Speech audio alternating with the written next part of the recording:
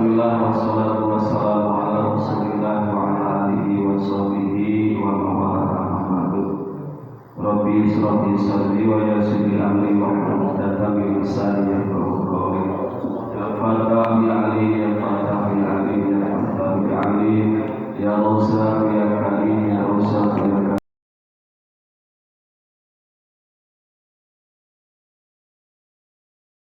Wa rahmatullahi wa barakatuh. Alhamdulillah rabbil alamin wassalatu wassalamu ala nabiyyina Muhammadin arsalahu bil huda wa dinil haqq liyudhhirahu 'ala dini kullih walau karihal musyrikun. Asyhadu an la ilaha illallah wahdahu la syarika lah wa asyhadu anna Muhammadan abduhu wa rasuluhu alladzi la nabiyya ba'dahu. Allahumma shalli ala Muhammadin wa ala alihi wa sahbihi wa man tabi'ahum bi ihsanin ila yaumiddin. Anu dihormati pribumi Masjid Hizbul Aliyah Kasepuhan di Subuhan Pamanjakan, saya jamaah Ansar Nadir di Nadir Masjid di mana mungkin mudah-mudahan merasa saya dijaga dengan umat dan setia di laksanakan sadaya kita sinar ayatana mungkin biasa menunjukkan sunnah-sunnahnya maka mantap jaga dengan syafa'ul amin ya rabbal alamin. Bapak-bapak dan ibu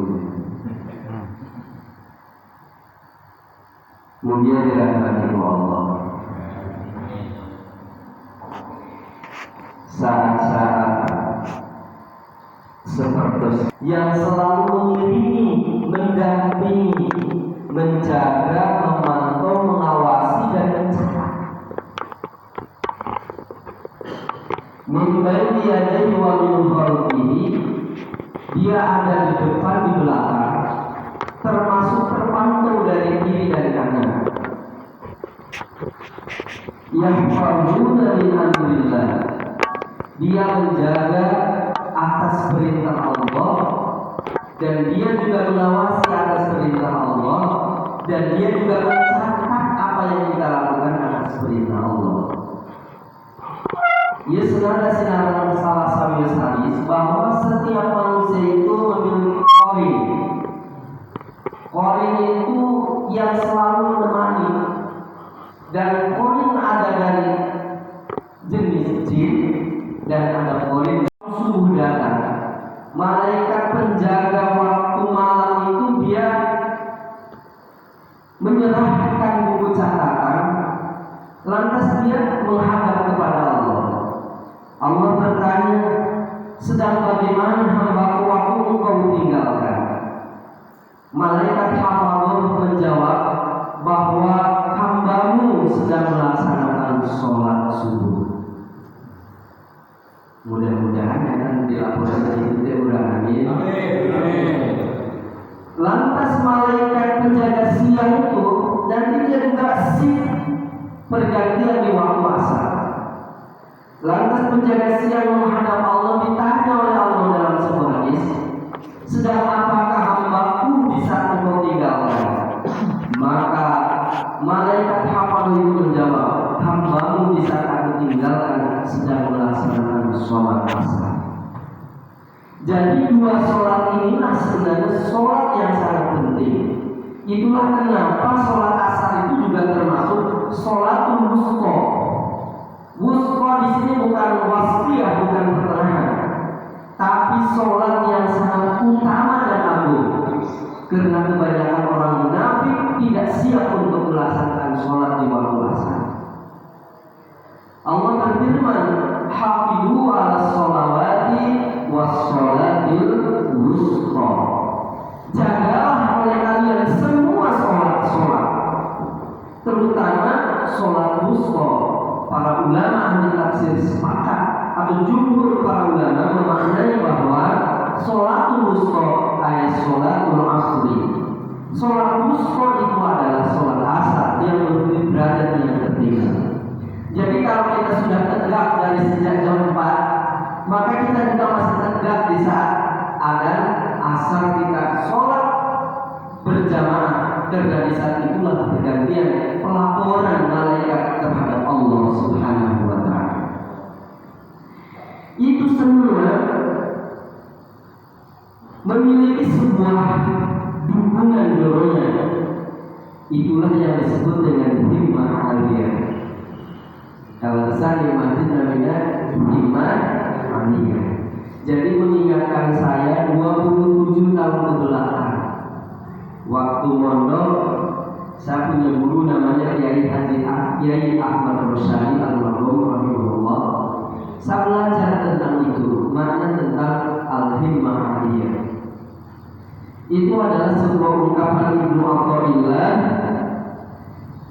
iradatu at-tajrid ma'luqatillahi iyaka bil asbab min asy-syahwatil muhabbiyah wa iradatuka al-asbab ma'luqatika bil tajrid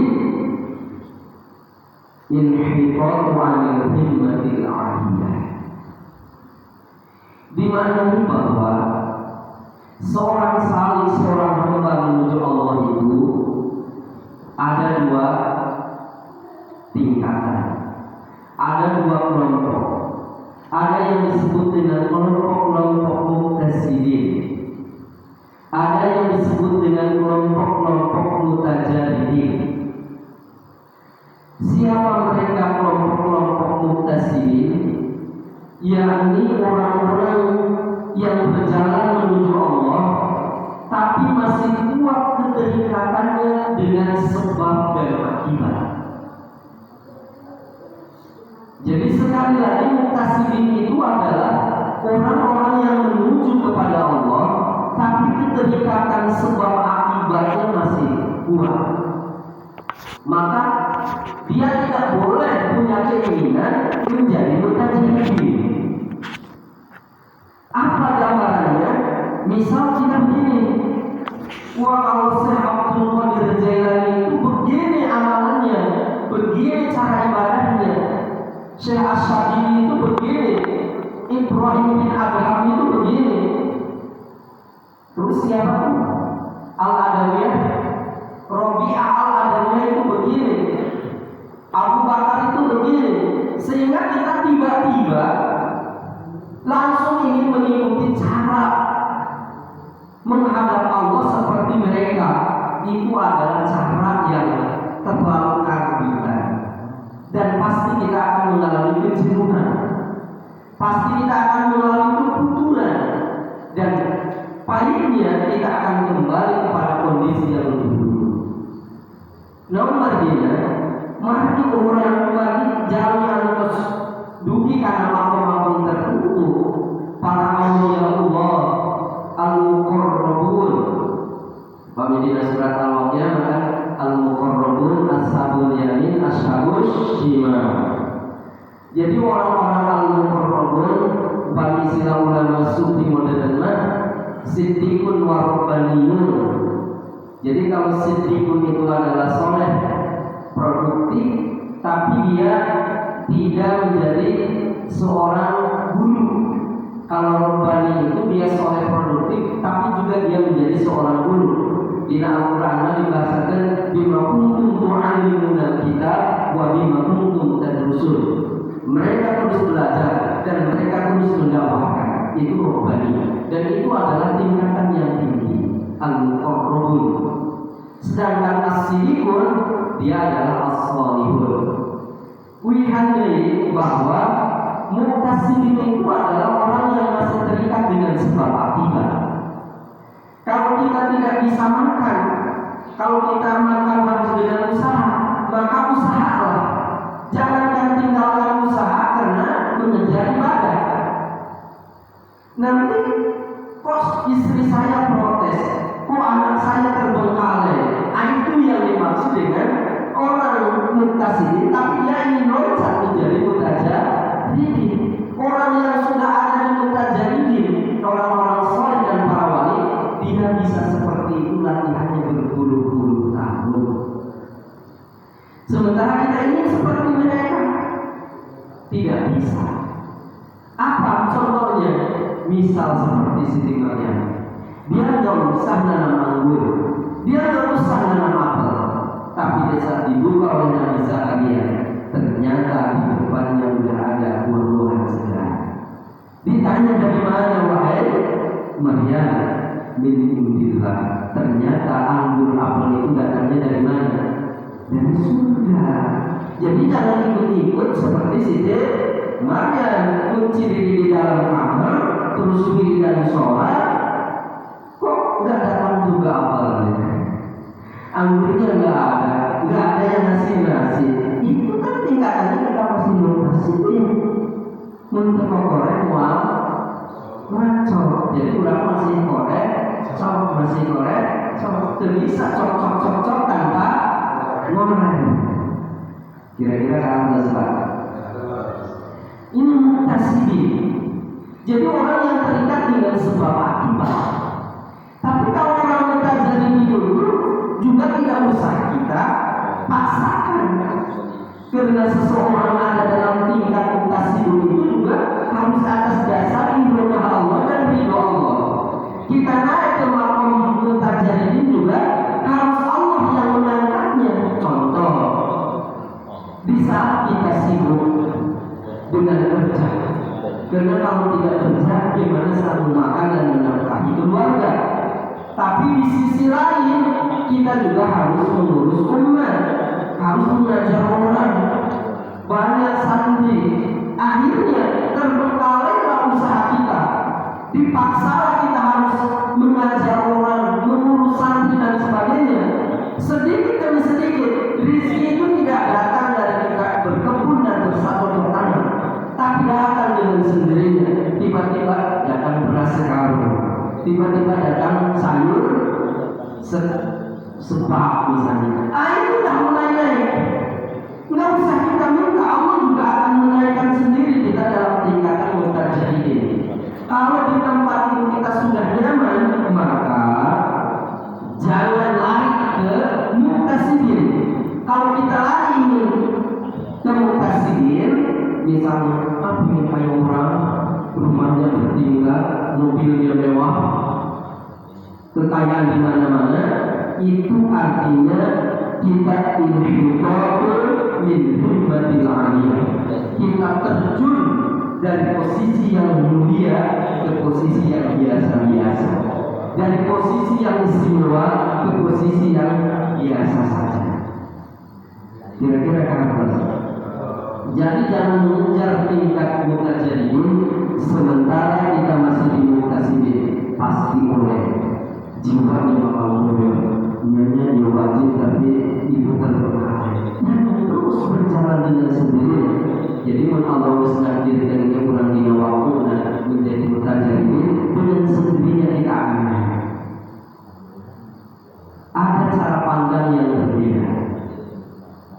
Seorang mutasidin itu dia juga memang mengembalikan keberkahan itu kepada Allah. Alhamdulillah, biiznillah, dengan izin Allah saya seperti ini. Tapi kalau dalam mutajarridin itu dari awal itu sudah melibatkan Allah. Di saat usahanya selalu mengingat Allah, di saat usahanya selalu mengingat Allah, di saat ada hasilnya juga mengingat Allah. Jadi sejak awal yang melakukan sampai dalam proses melakukan sebab dan akibat, maka seorang mutajarridin itu selalu melibatkan Allah, sehingga dia yakini apa yang mengucapkan itu adalah ucapan Allah, apa yang dilakukan itu adalah perbuatan Allah. Itulah yang Rasulullah minta, Allahumma ja'alni fi qalbi nurun wa fi basari nurun wa fi sam'i nurun wa fawqi nurun wa tahti nurun wa amami nurun. Jadikanlah aku ini cahaya. Karena kalau orang sudah menjadi cahaya, itulah yang diisyaratkan dalam sebuah hadis. Jadi apa yang dia lihat sebagai cahaya kebaikan, apa yang dia ucapkan itu adalah ucapan mutiara-mutiara kebaikan, apa yang dia dengarkan pasti mau mendengarkan kebaikan. Dan jadilah mereka semuanya cahaya. Itu adalah hasil akhir dari sebuah proses bagaimana kita menempat diri kita menjadi seorang abdi, seorang hamba. Bapak-bapak yang dirahmati Allah, sebab akibat ini memang penting kamu perhati. Tapi bukan hanya fokus di sebab akibat. Namun mari Allah justru memberikan sesuatu yang membedah sebab akibatnya sendiri. Di saat Nabi Ibrahim dibakar, maka seluruh bisa turunnya Nabi Ibrahim. Terus Nabi Isa lahir tanpa sebuah pertemuan antara sperma dan ovum, tapi ditiupkan oleh Allah. Nabi Musa memukul air laut dengan tongkatnya menjadi jalan. Umumnya kalau dipukul hanya muncrat, tapi menjadi jalan. Dan itu nggak usah kita amalkan. Apa wiridannya, puasanya berapa hari? Jangan. Karena keistimewaan yang diberikan oleh Allah kepada orang saleh itu tidak akan berulang dua kali. Jadi kalau ada orang hebat, dia seorang wali, kemarin ngangkat mobil dikusrukan walungan ya Allah. Ada kejadian lagi, diundang lagi, dipanggil, setrum jangan diborosok, diangkat deh. Itu tidak pernah terjadi dalam tradisi orang saleh. Dan itu pasti bukan maunya, bukan arwah. Pasti itu adalah bantuan dari selain itu. Nah, terus kira-kira, jadi kalau orang hanya terdekat di kade, hanya terdekat di kali kubatur, namun itu Kanjeng Rasulullah terusah susul pun tak hijrah. Dia adalah orang yang paling bisa untuk tidak bisa dilihat oleh manusia, asal minta pada Allah. Ya Allah, orang-orang kafir di saat saya hijrah tidak boleh bisa melihat saya. Kira-kira bisa mau? Bisa, tapi apa begitu? Tidak. Jadi orang yang kalimungan dekatnya dari kubatur ngalihan kahayang Rasulullah Sallallahu Alaihi Wasallam. Jadi bukan kegiatan yang begitu. Itu bagian dari kesesatan. Bapak-bapak yang dirahmati Allah, maka semua apa yang kita lakukan, baik di nama mutasimin atau nabi mutajabidin, pada dasarnya dalam rangka memaksimalkan orang menjadi seorang abid, seorang hamba.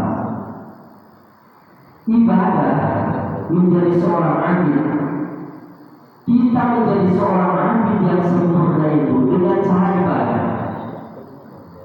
Esensi dari ibadah itu sendiri adalah doa. Orang yang mendefinisikan tentang ibadah terus menjadi setiap nama, setiap bentuk, apa itu ucapan atau perbuatan atau keyakinan yang membuat Allah ridho itu adalah ibadah. Tapi sebenarnya esensi dari ibadah itu sendiri adalah doa.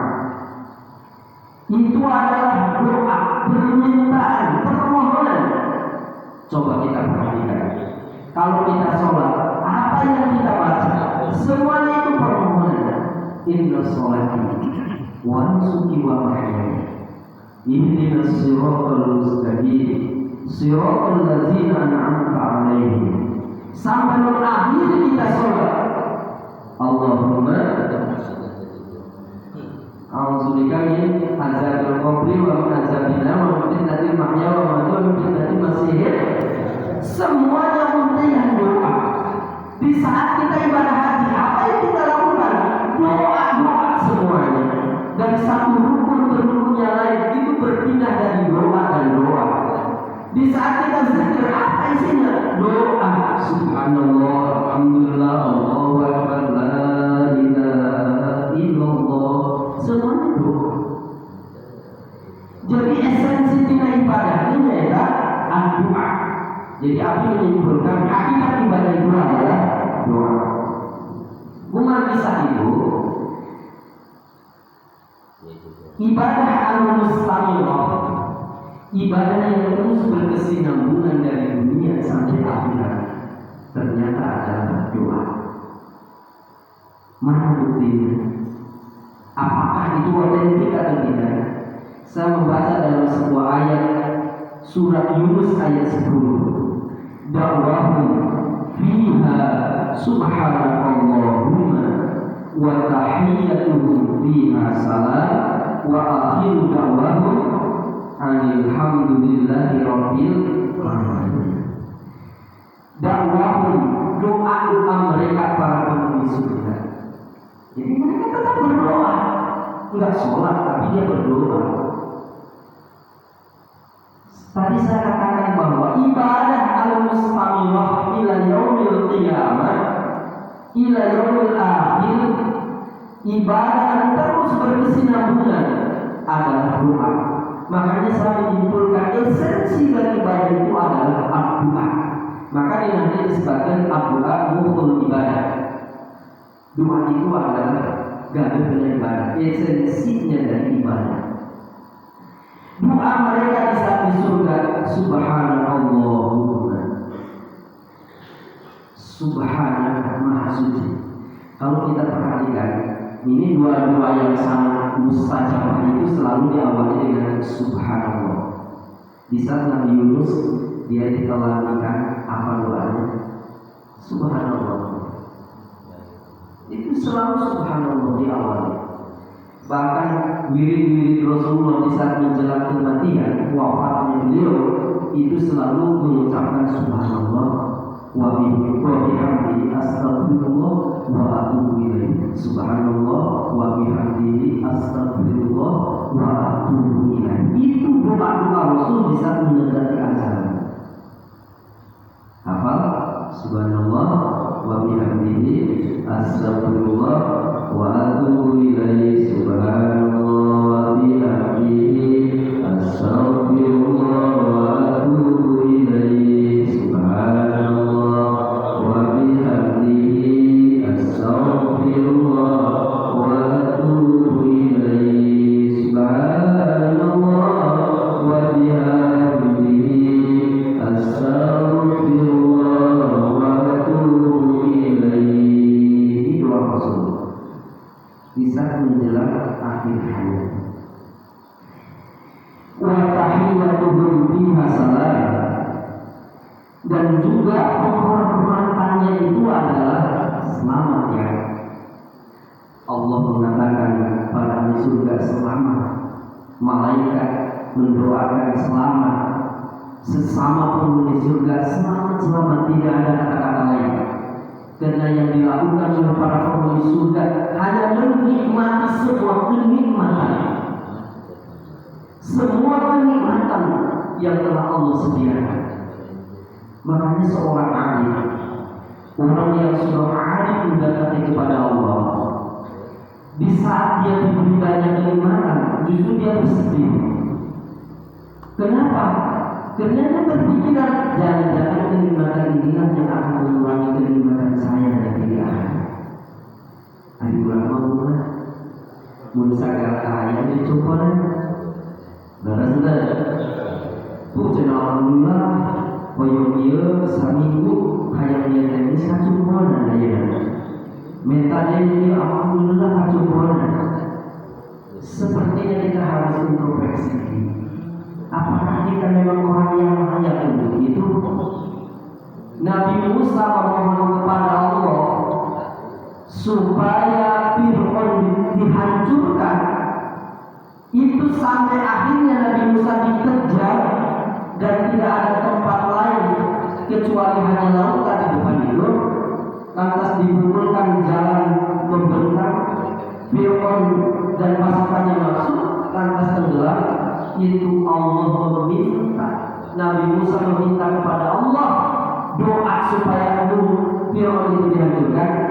Itu lamanya selama 40 tahun. 40 tahun dan doa, karena Allah akan memberi. Bisa jadi bukan sesuatu yang kita inginkan, karena Allah akan memberi di waktu yang mungkin waktu itu yang bukan waktu yang kita inginkan, tapi yakin Allah akan memberi. Siapa yang berdoa akan dikabulkan. Ini pertanyaan, benar atau salah? Ada orang yang mengatakan begini, buktinya saya meminta kok belum dikabulkan. Karena kata Ibnu Athaillah, penolakan itu adalah pemberiannya. Apa sudah? Penolakan itu pemberiannya. Apa maksudnya? Kok penolakan itu pemberian? Seorang anak mau mengambil pisau, lantas kita tolak. Penolakan kita adalah pemberian kasih sayang kepada anak. Paham? Paham? Penolakan itu pemberian.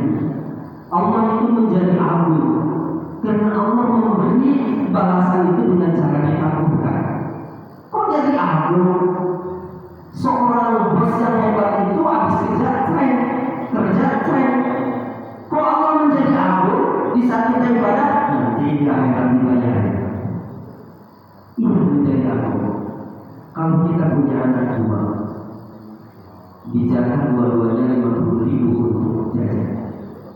Yang satu kita berikan 50.000 secara waktu, yang satu kita berikan 20.000, 30.000-nya disimpan.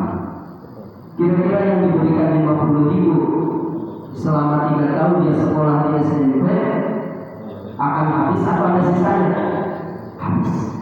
Yang dikasih 20.000 juga habis itu 20.000, tapi dia tersisa 30.000. Kali 3 tahun kira-kira berapa puluh juta?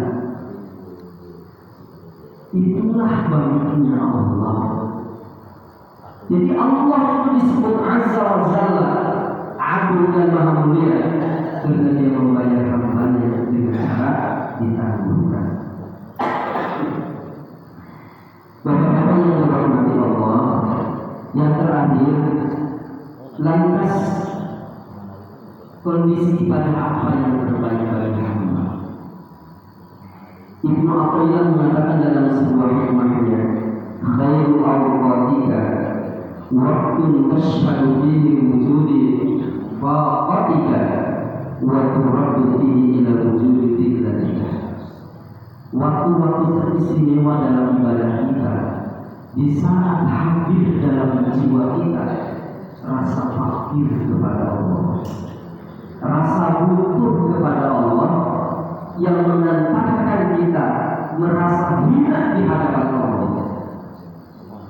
Jadi kalau ada perasaan sombong, butuh tapi sombong, maka itu bukan ibadah yang baik.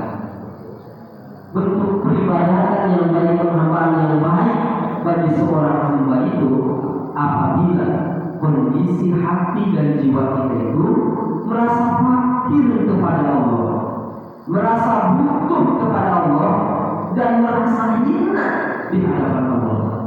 Karena memang kita makhluk yang hina. Mimma indafi, dari sperma yang memancar, yang rujuk min baini sulbi wa yang keluar dari tulang dada perempuan dan tulang punggung laki-laki. Hina ini keluarlah air yang memancar. Hina tidak ada yang istimewa bagi kita. Maka peribadatan yang sempurna adalah di saat hadir, di saat kita beribadah, adanya rasa fakir kepada Allah, adanya rasa butuh kepada Allah, dan akhirnya kita merasa hina di hadapan Allah. Itulah saat-saat yang istimewa. Mudah-mudahan ibadah kita selalu seperti ini dan kita menjadi orang-orang yang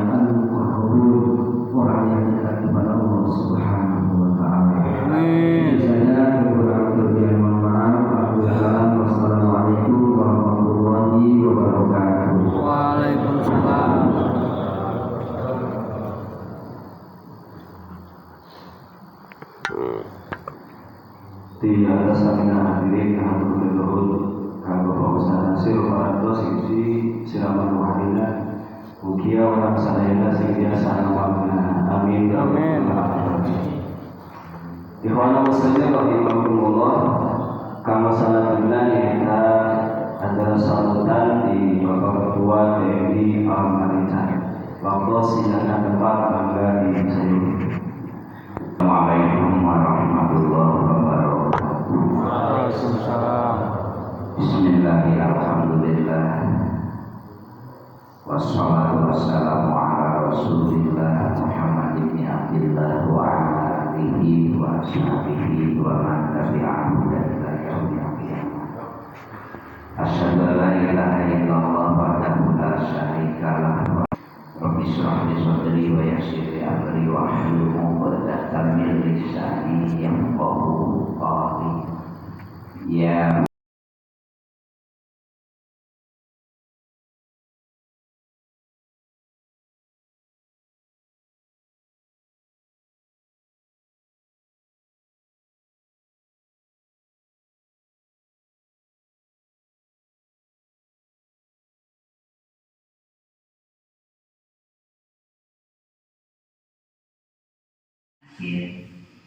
Sanajan lagi tepat, alhamdulillah jenengan masih eksis. Para wanita